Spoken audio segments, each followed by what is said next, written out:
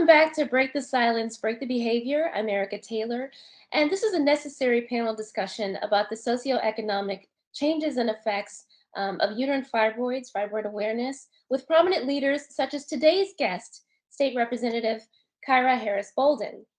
State Representative Bolden is serving her second term representing Michigan's 35th House District, which includes the communities of Southfield, Lathrop Village, Beverly Hills, Bingham Farms, and Franklin. Bolden also serves as assistant leader for the House Democrats, and she's a graduate of Southfield Public Schools. She received her bachelor's degree from Grand Valley State University, and then went on to attend the University of Detroit Mercy School of Law. After receiving her Juris Doctorate, Representative Bolden became a civil litigation attorney. She's also a very active member of her community, serving as a member of National Congress of Black Women, Oakland County, the Women Lawyers Association of Michigan, Alpha Kappa Alpha Sorority Incorporated, and as a commissioner of the Total Living Commission for the city of Southfield. She's a member of the Committee on Insurance, the Committee on Judiciary, and serves as the minority vice chair of the Joint Committee on Administrative Rules. Welcome, State Representative Bolden, to the conversation. Thank you so much. Thank you so much for having me. Excellent, excellent. State Representative Bolden, I'd like to introduce you to Dr. Jan Katz-Nelson, who is an entrepreneur, and he's a very highly skilled cardiac surgeon and business owner. He's the founder of USA Clinics Groups, which includes the Fibroid Fighters Foundation and USA Fibroid Centers. Dr. Jan has established himself as a very strong advocate for accessibility, affordability, and compassion in the delivery of healthcare services. And he also has a center, I believe, in your district. So we're happy about that as well. So we have a presence right there where you are and where your people are. So, Representative, we're talking to you today because you are making monumental and historical strides in Michigan. So not only do we want to start off with a thank you for what you've done, but also to talk to you more about the path that led you to that. And so just to let our audience know that on October 6th, 2021, Representative Bolden introduced legislation to make October Uterine Fibroid Awareness Month in the state of Michigan. So, and that legislation was also adopted that same day. So thank you so much for that, Representative Bolden. So I'd like to start off the conversation with talking about your why, because it's important that we know why these legislations are passed and why they're necessary. So let's talk about why you decided to make this a focal point for legislation. Absolutely. So I made this a focal point for legislation, conversation, and actually appropriation as well for research because of my own personal experience. And so it was, I think it was maybe April of 2020. We were at the height of the pandemic, and I was not planning. So let me just preface this by saying I'm a very open person. And so that we have that in common. And all of this I have shared on the Michigan House floor. So this is nothing to me. So I hope your audience, with this conversation appreciates me just being open. In April of 2020, so I had the pandemic. Very, very hard to get into your doctor, much less for an annual checkup. And being in my 30s, I didn't think anything of it, but I had not gone to get an annual pap smear the previous year because I had experienced a miscarriage. And so I had been to the doctor multiple times, and I just kind of skipped my pap smear in 2019. So in April of 2020, or maybe even a little bit before, I felt a protrusion in my abdomen, and it got so large that it, to me, felt almost like a softball, and I could see it when I was looking at myself in the mirror. And obviously that is something that is alarming, and I hoped it wasn't cancer. And so I did my own Google search and found out it was likely to be fibroids. And so I made an appointment with my OB, who was not readily available because it was during the pandemic. So I think I couldn't get an appointment for 3 months. And so in the meantime, I went to my local Planned Parenthood because obviously this is something that is very disturbing. And so I wanted to make sure that I got it checked out. So I went to Planned Parenthood and they gave me my annual screening. And they said, there's definitely a protrusion here. We're going to send you to our to go get an ultrasound. And so at that point, again, this is around April 2020, they said you have 2 fibroids, and one is 4 centimeters and one is 3 centimeters. And I was thinking, great, because, you know, in doing my online research, I found out that when they're smaller, you can have a less invasive surgery, a laparoscopic surgery. And so I kept my appointment with my OB, and they did a more invasive ultravaginal ultrasound. And we discovered that there were multiple fibroids. And at that time, the biggest one was actually 8 centimeters. And so that kind of shook me a little bit. And so one thing I learned from that was the importance of, 1, going to see your doctor, but 2, having multiple tests done, because had I just thought that they were very small, I probably wouldn't have went further with testing. I might have just thought, hey, it's, you know, it's fine. It's not going to hurt me. By the time I had my myomectomy in December of 2020, the largest one had grown to be 10 centimeters, and I had 7 fibroids removed when I had my myomectomy. And so this was very personal for me because they grew very quickly.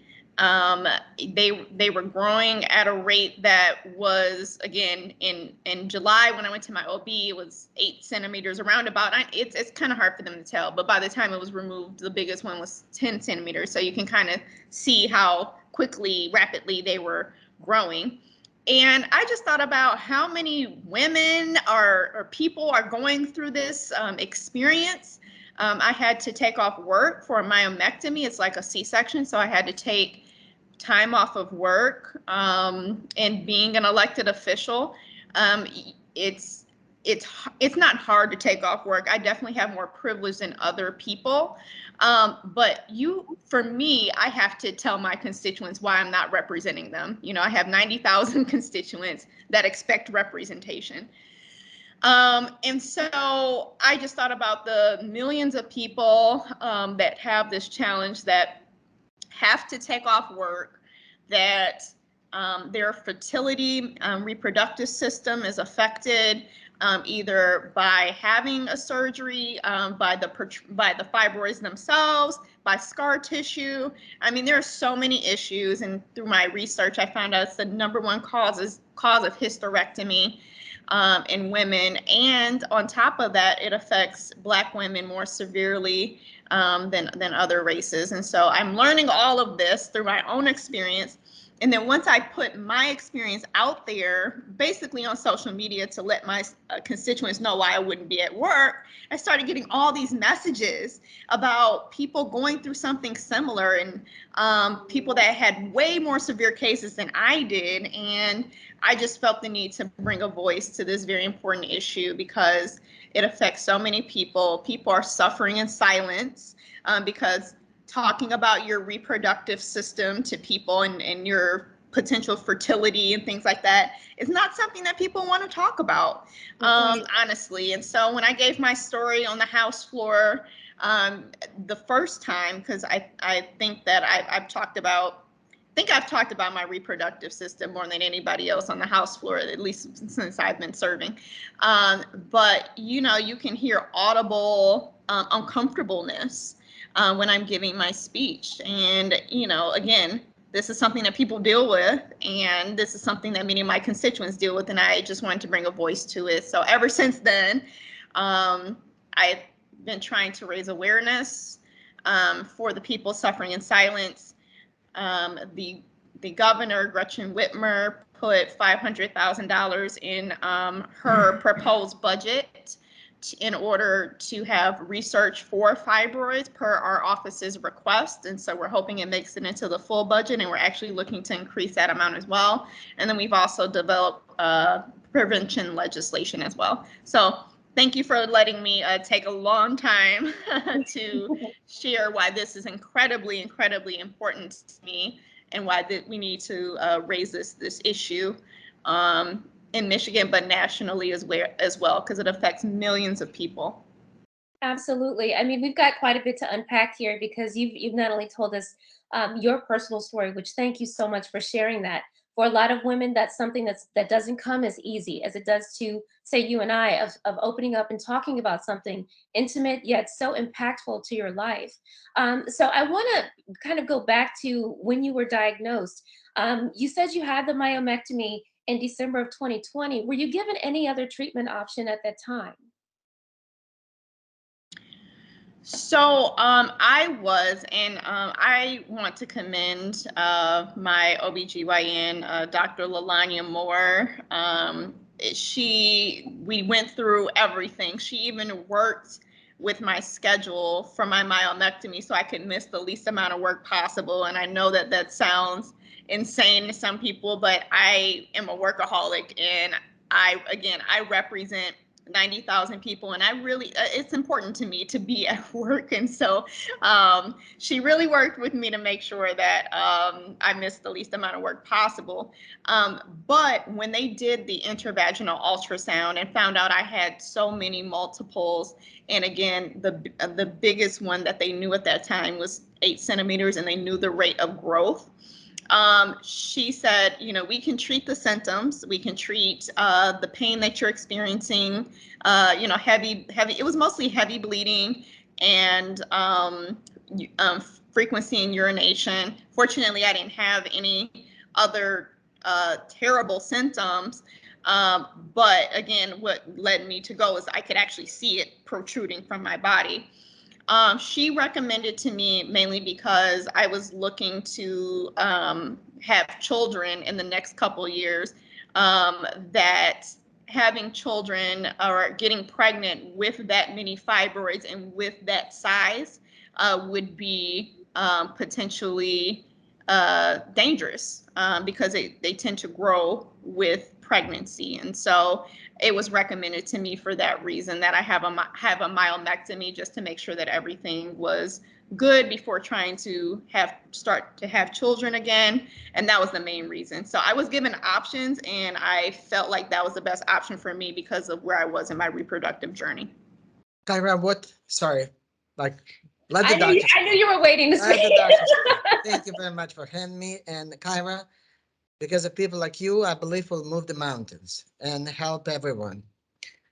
One uterus at a time. Okay, so Kyra, what options were you given? I understood that you had the different options, Monday versus Friday versus morning versus weekend. But what other except myomectomy options were you given? No, that's a great question. And so it was mostly symptom managing. So I can't tell you what the So either myomectomy or symptom management or conservative treatment.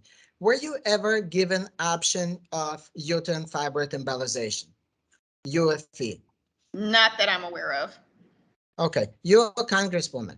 You're very famous, and you're very public about this. And I'm sorry, insane that you were not offered the best fertility-friendly, minimal invasive option. Let me tell you what's going on with fibroid thing, just to give you a perspective of someone who is not personally suffering from this, but has a knowledge of magic, miracle that can change the world around of fibroids. You think you were just symptomatic, some pain and bleeding. You actually suffered miscarriage. Most probably this miscarriage, the fibroids killed the baby. Miscarriage was caused by fibroids because it's number one reason. Fibroids number one reason of fibroids. So nothing benign and very kind. We should not be too kind to fibroids. Second thing, there was for 25 years or more, there was a FDA-approved treatment called uterine fibroid embolization. And it's a treatment when through the tiny needle hole, either here in the radial artery or wrist or groin, we insert 1 millimeter catheter that goes all the way in the artery towards the origin of the blood vessels that feed those fibroids. We clog them, fibroids die, get absorbed by the body. Whole procedure takes 20, 30, 40 minutes.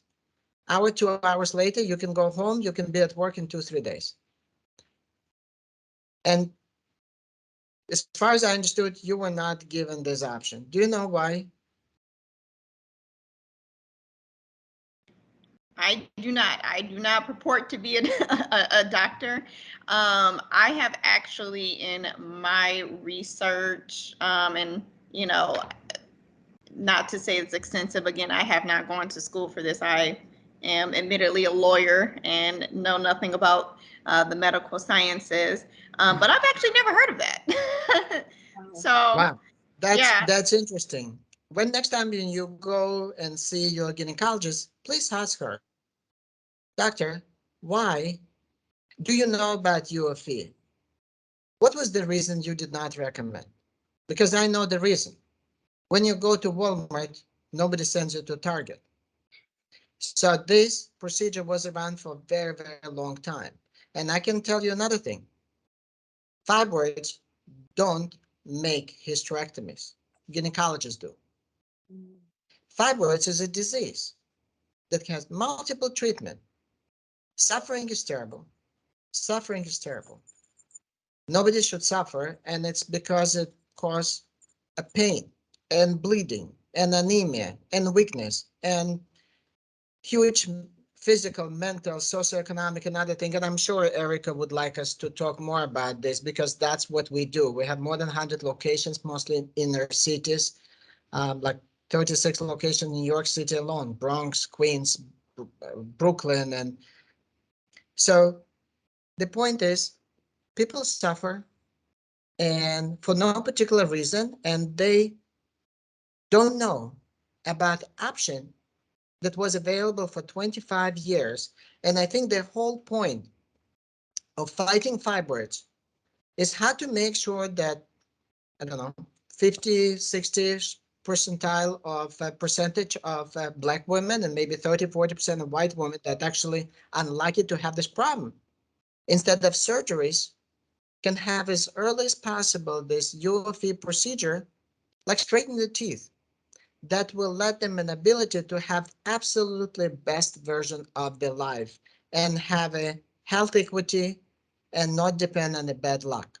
So that's what we think, is possible. Would really, Kyra, would like you to, uh, check online, fibroidfighters.org or usafibroidcenters.com, and just look more for UFE to start deeply understand that government can do better job protect the people, much better job. For example, UFE is covered by UFE is covered by Medicare, by Medicaid, and all private insurances.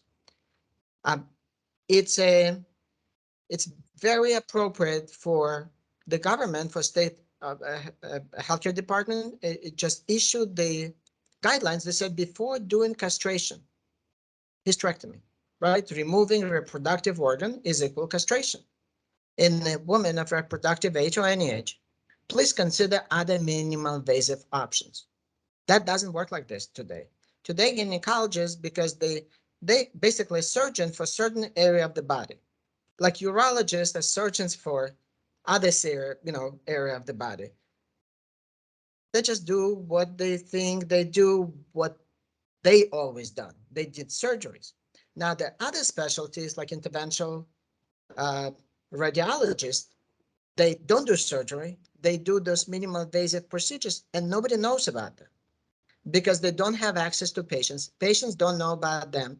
And I think if we'll be able to just bring awareness, like you, Kyra, just learned about this, if we'll, obviously after um, mini education and understanding what's going on, if we'll be able to bring this awareness to every woman, when they start suffering from fibroids, Oh my God, it's not a big deal. It's 30, 40-minute procedure, hour procedure. I can be home in the office. I can be home hour, 2 hours later, go home, go to work in 2 days. Why would I suffer? Why would I risk my miscarriages? Why would I risk to be embarrassed to spotting blood? Or why would I be constipated from iron pills? Why would I do blood transfusion and get hepatitis risk? Why would I 30% of women with fibroids don't have a sex life? Why would I limit myself and my partner? Why would I have a miscarriages? And why, God's sake, I would agree on any surgery, especially hysterectomy. Hysterectomy is called Mississippi appendectomy. And the meaning of this wording is double diminishing. Appendectomy is portion of the body that is needed. So when we remove it, not a big deal. And that means that doing hysterectomy is not big deal, although it's huge deal. And in Mississippi, I guess it's so common that everybody gets it. So, Kyra, I'm sorry, there was it's a lot of medical terms, No, but no. And Dr. Young, I think you're in a position to, you're a megaphone and you very open and comfortable talking about this. If not you, Kyra, who can make a difference? right. Dr. Young, your screen has frozen. So we're hopefully it'll come back to us, but you are frozen for a second. We can hear you, but your screen is frozen. Okay. So I'll pose another question and we'll see if it comes back. Oh, there we go. Is Okay. that better? Not quite. You came back on, but you're frozen again. So we may try that again in just a second, hopefully. We can definitely hear you, but we can't see you for the moment. So, Okay. but we'll continue the conversation for now. So Representative Bolden, how does that make you feel, knowing, basically finding something out now that you didn't know before? And let me also just, empathize with you because I too had 2 myomectomies and did not know about UFE. So therein lies my reason for pushing this platform as well is helping to educate women about the possibilities. And thank you, Dr. Ran, you are back with us. Thank you. So how do you feel after hearing what Dr. Yan has expressed? If there are other treatments available that can be uplifted, I mean that is wonderful because again, I know so many people suffering from this condition, and I think it's all about awareness and making sure that people know, because like I said, even through my Google search of with fibroids, I saw laparoscopic, I saw myomectomy, I saw these different treatments. So that's not a treatment that I had even seen through just an online forum. So I would love to know more information about it, and so other people can be aware that maybe this is something they should ask their doctors about going forward.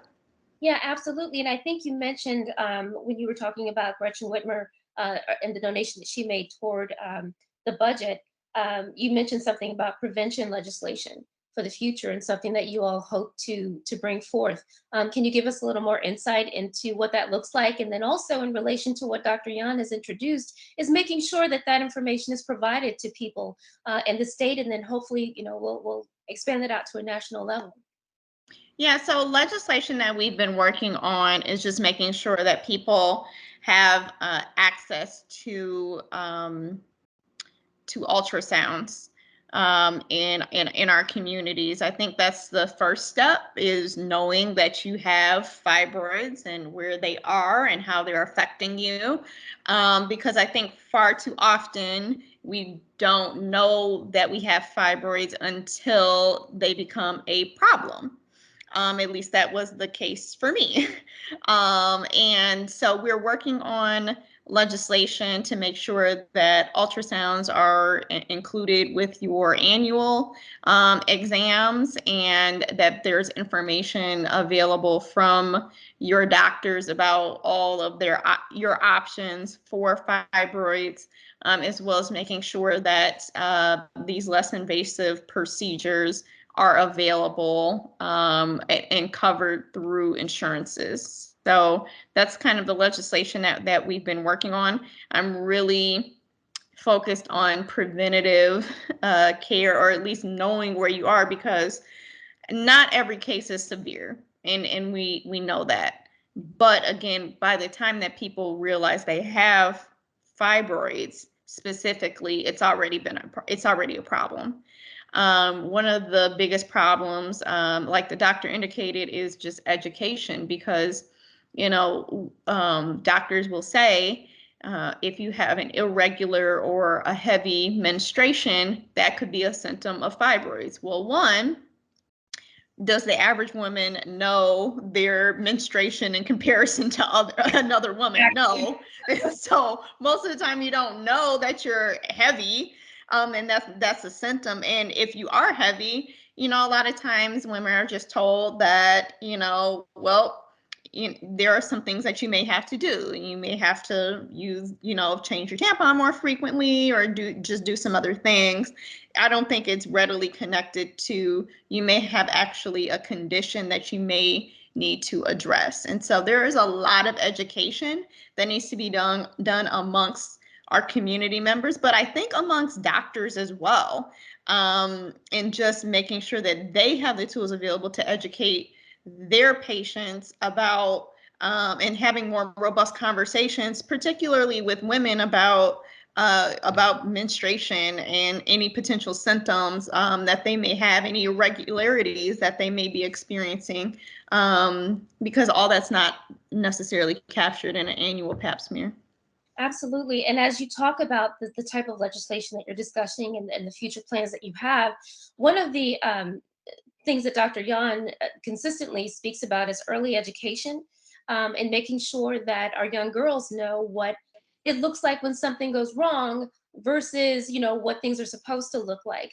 And as we all know, that we spend a lot of time educating on just the general health issues of, talking about STIs and talking about pregnancy too early and all those things. But we don't really talk about, what happens when your cycle is irregular, or if the pain is too great and what that looks like. So is early education something that you all plan on discussing in the future as well?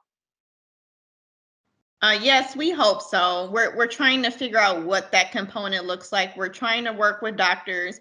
Again, I am not a medical professional, and so I am a proponent of people in that space, know the most, but we have a broken system here. And so I've been working with the doctors in my area to see what works and what makes sense, from their medical perspective, and how we can codify that into legislation. It's not been an easy conversation, and I understand there is apprehension to having basically legal mandates regarding healthcare, but this is broken.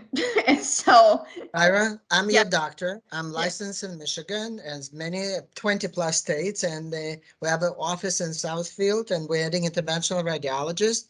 And I think what is very interesting, that, thank you, Erica, for a very specific question. The ultrasound, including ultrasounds in the annual exam, which, translating to what I understand this, they're never precluded, but because it's annual exam, it will be covered, no copays, no other thing. It will be easy access to ultrasound. I think it will be amazing, because you were anxious for a few months to figure out what's wrong with me, instead of people knowing, oh, I have a small fibroid. Does it give me troubles? Doesn't give me trouble. What are the troubles? Oh, bad menstrual period, losing a lot of blood, pain during intercourse, other things. Or when it starts, I will not be, women will think I will not be stressed, because I know I have a fertility-friendly minimal invasive procedure. By the way, it's very important to know that uterine fibroid embolization improves chances of pregnancies and delivery of normal babies, because there's no more competition, and it doesn't cut through the uterus. And we had, after first 5,000 UFEs that we've done in our locations, we have seen about 1% need for repeated procedure versus myomectomy. That will be a small quiz, Kyra. What do you think the risk of returning fibroids after myomectomy?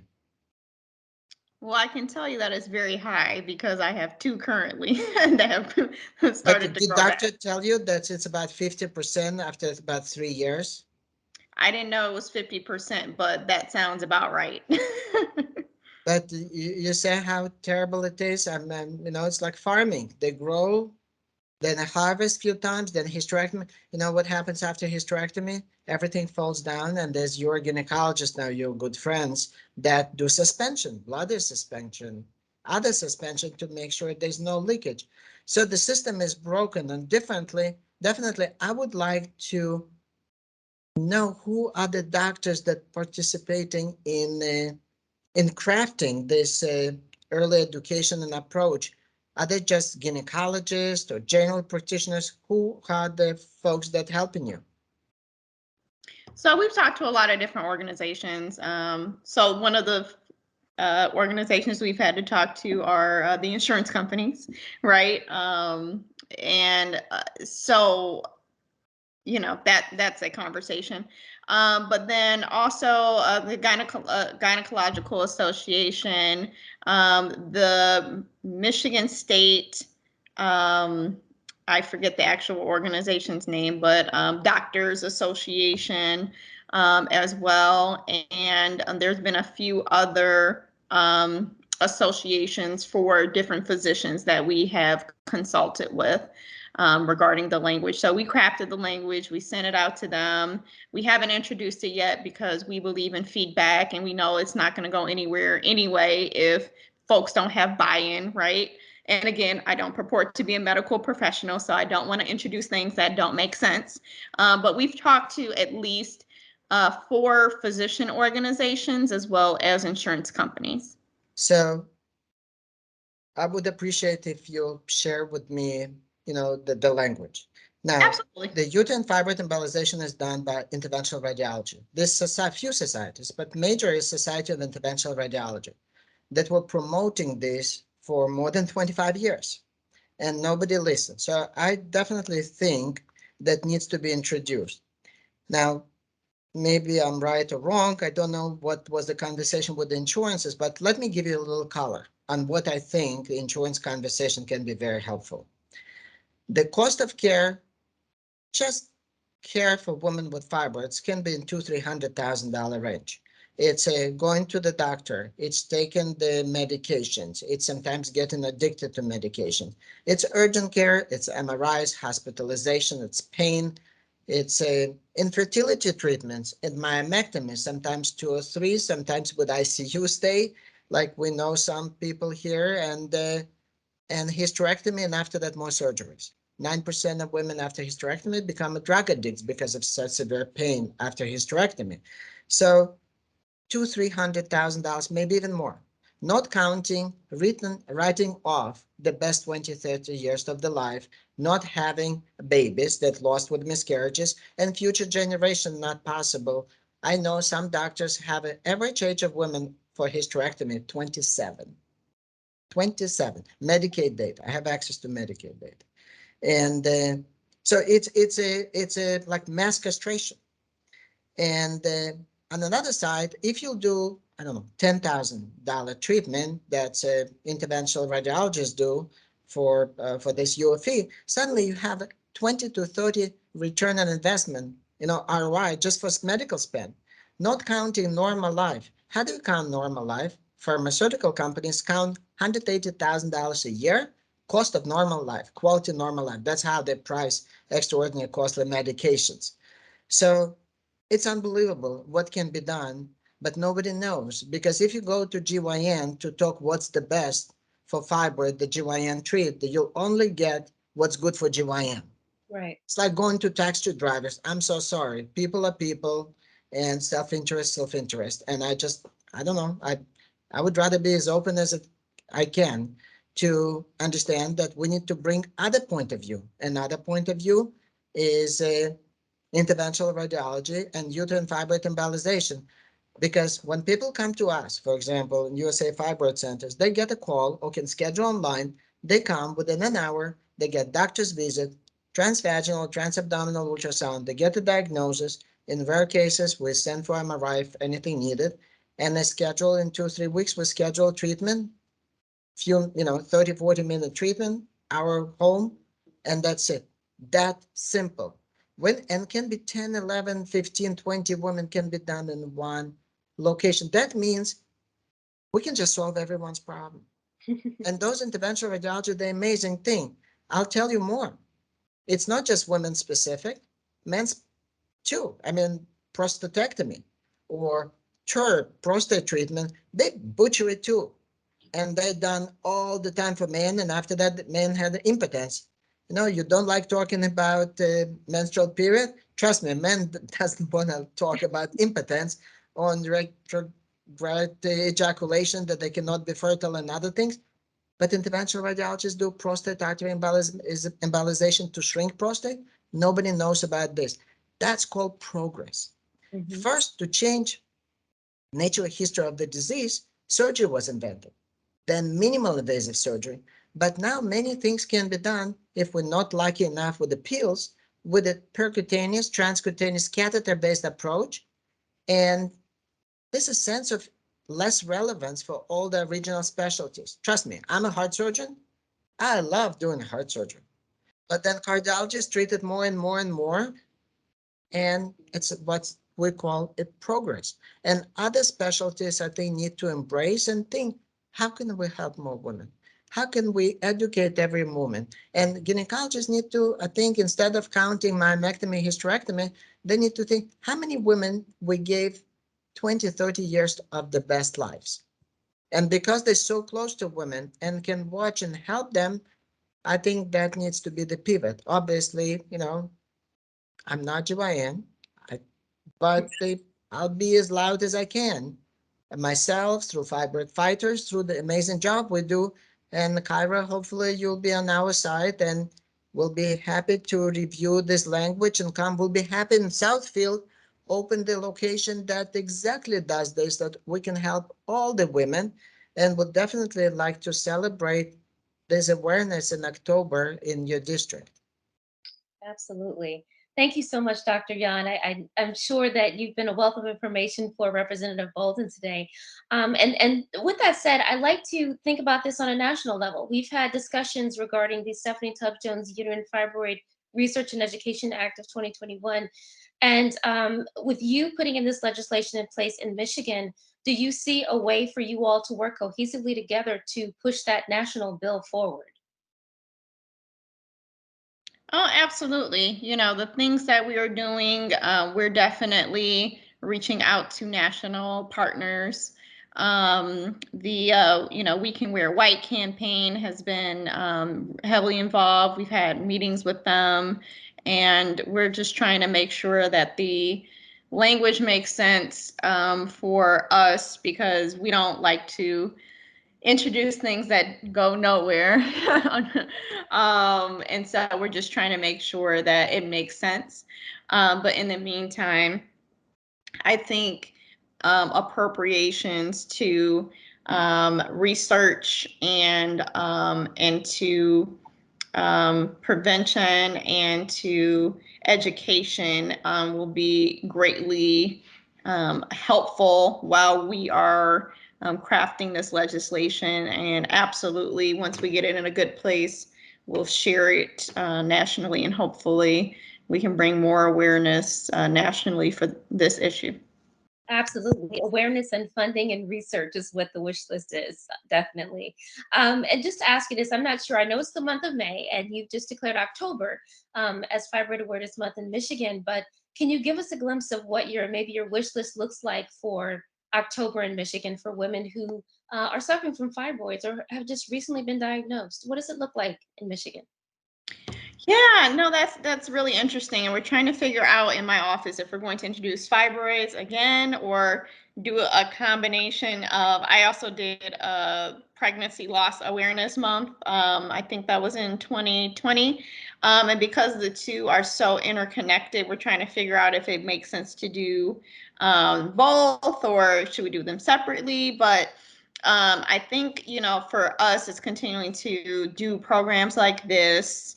and to just raise awareness of just fibroids, and that, you know, when you have symptoms, this could be a condition that you may have. I think, again, that's the first step, because otherwise I would have never known, unless I would have, I mean, it's quite possible that I could have seen the protrusion and just been like, oh, you know, this is strange, but it really wasn't for me affecting my life in such a way that I would have done anything differently strictly because of the symptoms. But what was going on internally, yeah, would have affected my ability to have a child. And so it's, I mean, it's really important. So even if you're not experiencing, you know, extreme symptoms, it's important that you know where you are in managing your fibroids. Absolutely. And as you all continue your education planning throughout the year, I would really strongly encourage you to involve Dr. Yan in his research.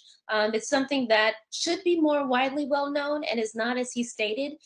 You know, I have very personal experience with everything that you've discussed, and including intensive care unit from a myomectomy and rehospitalization from my second one. So having that information, I think, was really key and critical. So, you know, I'm going to volunteer him for you to be an access for information on uterine fibroid embolization, because when women are diagnosed, first off, we don't know, you know, once we get beyond the idea that we might have cancer and realize that these are non-cancerous tumors, then we're talking about the treatment options. And we're so open and vulnerable at that time of diagnosis. It's truly important that we know exactly what all of our options are.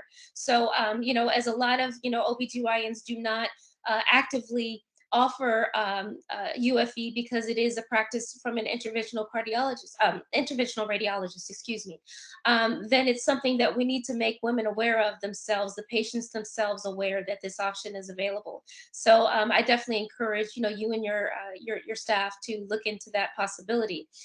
So I want to, you know, basically close this out and, you know, thank both of you all for this conversation. And then just my last point on this is the importance of this information being in the community.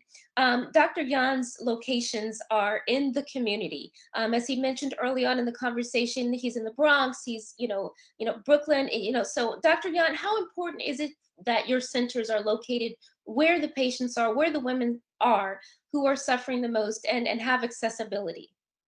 That's incredibly important. Listen, we're here to make a difference.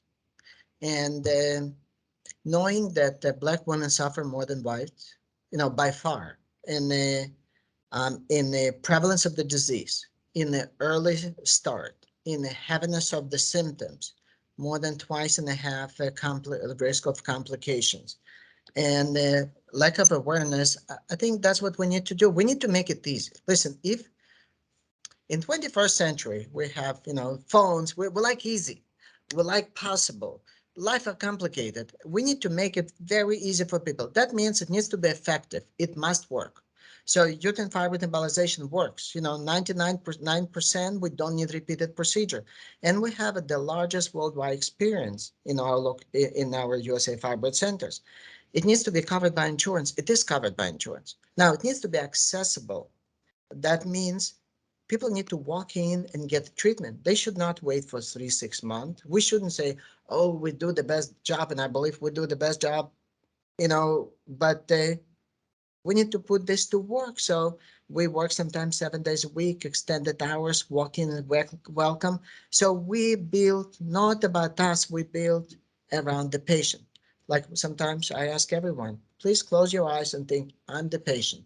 I'm this woman. I'm this man. You know, that's my situation. How would I like to be treated? What will help me with my other obligation towards work, family, and other things to make it possible? So I think that's the miracle of this, that minimal invasive treatments, and now I'm talking beyond just UFE and GYN and the fibroid situation. Minimal invasive treatment, that's the future of medicine. And I think our focus needs to be on cure, not care. And I want you kind of to think about, it's like we can care for disease for 20, 30 years, and it provide an enormous benefits for the hospitals, doctors, everybody else. Like, just really, that's what it is. You know, the more we do, that's fee-for-service model. Instead of it, we can cure the disease very early, and beneficiary will be patient.